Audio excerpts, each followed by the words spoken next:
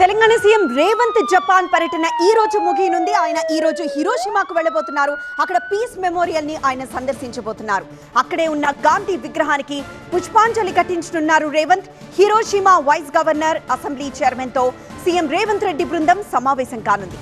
Mazda motors factory సందర్శించనున్నారు CM. అనంతరం హైదరాబాద్ కు తిరుగు పయనం కాబోతున్నారు.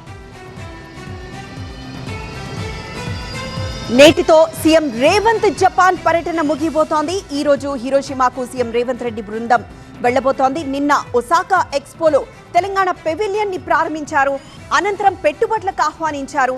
అలానే ఈ రోజు హిరోషిమాకు వెళ్లబోతున్నారు. పీస్ మెమోరియల్ ను సందర్శించనున్నారు.